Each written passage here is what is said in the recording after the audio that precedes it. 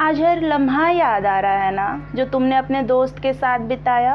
बचपन की शरारतें, किशोरावस्था की नादानियाँ और जवानी की गलतियाँ आज सब आंखों के सामने तैर रहा है ना। और तुम सोच रहे हो आखिर क्या करता कि वो इस तरह हॉस्पिटल के बेड पे निष्प्राण सोया ना होता।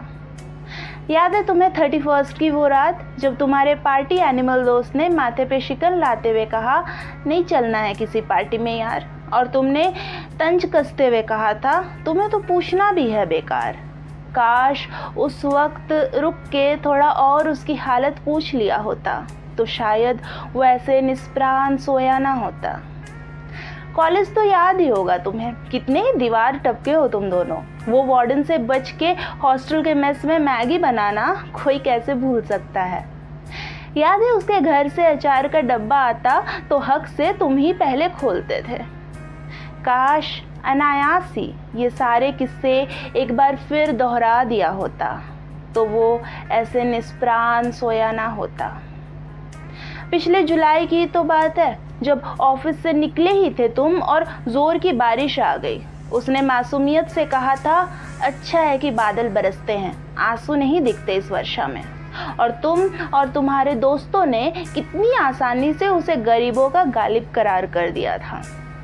काश उस बारिश से थोड़ा बच के उसकी ओर एक सुट्टा जला के बढ़ा दिया होता, तो शायद आज वो ऐसे निष्प्राण सोया ना होता।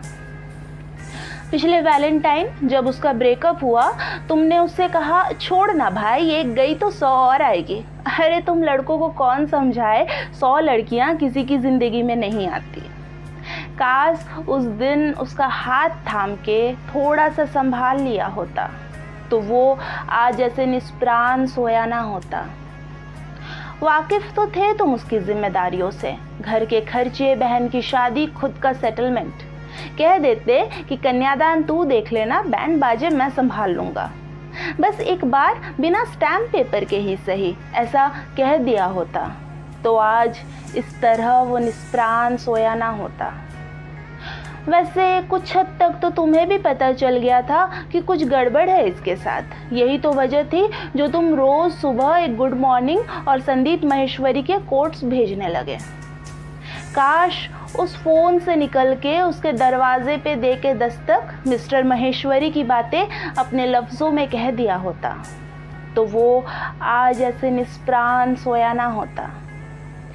पता है मुझे गुस्सा तुम्हें भी आ रहा होगा कि एक बार कह के तो देखना था, जो बिना बोले इतना बड़ा कदम उठाया। पर शायद उस बिल्डिंग के 10वें माले से अपने पास वाले भी धुंधले दिख रहे थे, ठीक वैसा ही जैसे उस ऊंचाई से रोड पे चलने वाले लोग दिखते हैं। शायद वो कहना नहीं, चीखना चाहता था, पर उसे अपने मन की आवाज़ भी दबी सी लग रही थी। शायद वो अपने बचपन के दोस्त को मोबाइल स्क्रीन पर नहीं, आंखों से सजीव देखना चाहता था, पर उसकी ये ज़रूरत भी शहर के चकाचौंध में ढकी गई।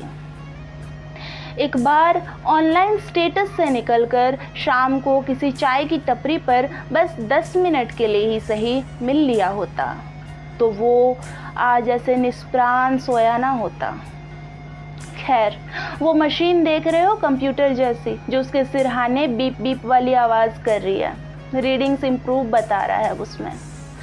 अब जब वो उठ जाए उस बिस्तर से तो गले से लगा लेना, भले कुछ मत कहना, बस आंखों से जता देना, नाम कर देना उसके वो अनमोल दोस्ती जिस पे कोई हीरे मोती तो नहीं है जड़े, ताकि फिर कभी वो इतना कमज़ोर ना हो कि उसे ऐसा कदम उठाना पड़े।